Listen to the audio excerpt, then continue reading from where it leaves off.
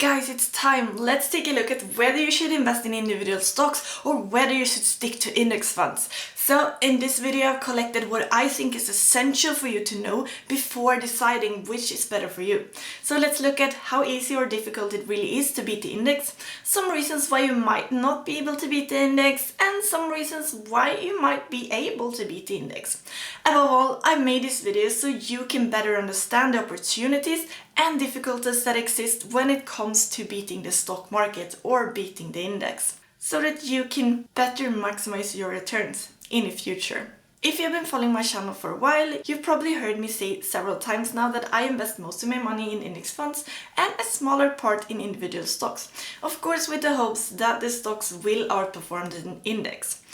If you haven't heard this before, now you know where I stand before we start. So how challenging is it really to beat the index? The index is kind of the average return of the entire stock exchange, at least if we look at the index that follows, for example, the US stock exchange. And here comes the first thing that I think many people get wrong, and this is that we don't understand what the average return actually means here. Should you really be content with the average and just follow the index through an index fund? It doesn't sound very good. But I'll show you why the average of the stock market is actually not as bad at all as it may sound. Because here I think many misunderstand what the average in this case actually means when we take a look at the stock market. Too often when we talk about averages, I think we imagine a normal distribution without skewness, and then the average or the mean will be approximately in the middle. We can take as an example if we were to measure the lengths of all men. Then the average length would be almost in the middle, so about half of the men would be shorter than the average and half of the men would be longer. But here's what differs human lengths from the stock market, because I think many people assume that when we say that the index has the average returns, it means that half of all the stocks will perform better and half of all the stocks will perform worse than the index.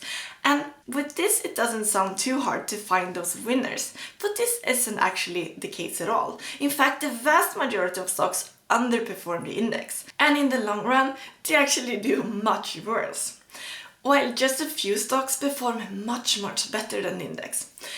And this means that the index funds are no longer in the middle at all. Okay, trigger warning, now I'll show you a chart, but I think this is perhaps one of the most important things to understand if you're investing in stocks. So I hope you can forgive me. This is what the annual returns for all stocks in the US over the past almost 100 years looks like.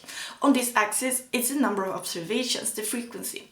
This means the number of years that had a certain return. And on this axis, we have the return. So the vast majority are found around 0. But you can see that a tail sticks out to the right. And of course, the same tail cannot be formed to the left because we cannot get less than 100% negative returns. This is when we've lost everything.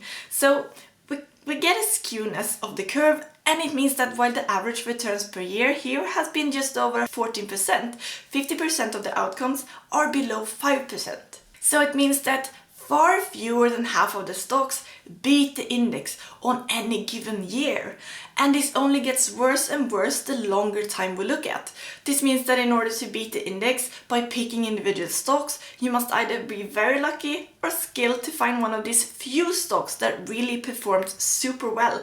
Because while most stocks don't actually return that much, a few returns very much. It's as if most men would have a normal length, but then 1 in 100 would be 100 meters. Then the average length would be over 2.5 meters, although only 1 in 100 would be longer than the average, and the vast majority would be shorter. I hope I explained this well enough, because I really want you to understand this. It's important to understand that not all stocks do well just because the stock market as a whole or the index does. In any case, is it then impossible to find these super good stocks? We will start by looking at the performance of actively managed funds, meaning those that have fund managers who pick stocks. Because surely, if anyone can beat the index, it should probably be a fund manager with education in economics, with resources and maybe large teams of analysts, supercomputers and super fast internet, and everything they might have. Fund managers, if anyone should have a better chance than you and I to find these great outperforming stocks, right? And there are many benefits to mutual funds. You don't have to follow the market yourself, but someone else will do it for you. You can buy shares together with others, so you can buy things that you couldn't buy yourself. And if the fund is wide enough, you'll be well diversified in stocks just by buying a single fund. And it actually turns out that when you look at actively managed funds, the most funds actually do better than the index. At least a little bit better in any case. But when we add the fees to this, they will level with or do worse than the index, because their fees are actually usually higher than index funds' fees. And the index itself, of course, don't have any fees. But as soon as you're actively managed funds or index funds, you will have buy and sell fees and other things that come into play. And it has been shown that for slightly longer time periods, 80% or more of all actively managed funds will perform worse than the index and index funds. And researchers have shown that most funds that manage to outperform the index do so because they're lucky, and that less than 1% actually beat the index consistently because they have superior abilities to find good stocks. This proportion of skilled fund managers was higher before, but now, when all information is so easily available to anyone, it's more difficult for fund managers to get an advantage over each other and over us small investors, to some extent as well. And it would be difficult or even impossible for us investors to know in advance which of these fund managers is the really skilled one with whom we should invest our money. And then we can ask ourselves, if not even these well-educated, smart and resourceful women and men manage to beat the index, how could we do it? And why are the actively managed funds not able to beat the index? Because if we know this, then maybe we can understand if there's still any possibility for us. So the most obvious reason to why actively managed funds fail to beat the index is the fee. The index itself has no fees. Index funds do, but the indices themselves don't. And funds with lower fees have actually been shown to perform better than funds with higher fees. The fund don't just have to beat the index, they have to beat the index by at least the percentage of the fee to be beating the index after fees. So to beat the index, you also have to be different from the index. You can't own exactly the same stocks in the same proportions as the index and still believe that you could beat it. That might be needless for me to say, actually. Yet, many actively managed funds actually do so for various reasons, and many funds are actually so close to the index in their holdings that they're so-called closet index funds. Funds who in practice hold the same assets in the same proportions as the index without any chance of ever beating it, but still pretending to be actively managed, including the higher fees. So then we can ask ourselves what investors actually pay for here. Because the point with actively managed funds are that you pay a higher fee for the chance of beating the market. So, if you divert more from the index, there is a small chance that you can beat the index, but the chance is much greater that you will not do so. But even if you have found a strategy that beats the index in the long term, there will always be periods where you will also underperform the index. And a fund that for several years underperforms will lose investors. And finally, the fund managers risk the fund to being closed down. Therefore, the fund managers might invest closer to the index to not risk underperforming a lot, rather than trying to be too unique and really beat the market. Because the most important thing for the fund is first and foremost not to beat the market actually, but to make money, which it does if people invest in it, of course, and also for the fund manager to keep their job. Therefore, it's not as important for the fund to maximize its returns if it is at the expense of the fund also underperforming, with the result of losing investors. That strategy will result in lower total income for the fund if it has fewer investors to charge fees from. Okay, so we've come to the conclusion now that most individual stocks perform worse than the index and that a few perform much better. And we've seen that most fund managers also perform worse than the index. So what does this really say about our chances as retail investors? If a trained, experienced fund managers, perhaps with entire teams of analysts, analyzing stocks and markets, and with super fast computers and internet and whatnot, cannot beat the index, is it reasonable to believe that small investors like you and I should be able to do so? We of course would like to believe so at least. I myself also, as I have some of my money in carefully selected individual stocks. Hey, I'm only human. You're human, and I was human. I am human, still. And one of the easiest ways to beat the index is actually by investing in an index fund with leverage in the form of a loan. But most of us don't feel comfortable with borrowing to invest, so how do retail investors perform compared to actively managed funds? Retail investors in general don't beat the market either, and we also often perform even worse than actively managed funds, unfortunately. And that's because we make a lot of different mistakes when we invest.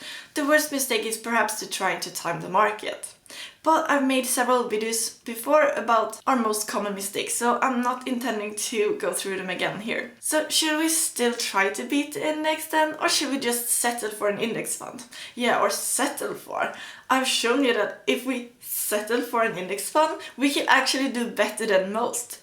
We will do better than 80 to 85% of all those who invest in actively managed funds in the long run, and probably even more of the retail investors that pick their own stocks. But you still want to try to beat the index, don't you? I think that's why you're here. And here are a few reasons why it might actually be easier for retail investors to beat the index than what it is for fund managers. First, we don't have to pay fund fees. As I've shown you, the fees are a major reason why the funds don't succeed in beating the index. Us small investors still have to pay transaction costs when we buy and sell stocks, but we don't have to pay any fees to the fund manager when we manage our stocks ourselves. And just by this, we might get an extra 1 to 2% maybe. Secondly, we can invest however we want. Funds often have to follow specific rules. They usually can't invest exactly as they like. They often have an investment focus. For example, they only invest in tech companies, which they must follow, and a certain part of their fundings must often be allocated to cash or to stocks, for example.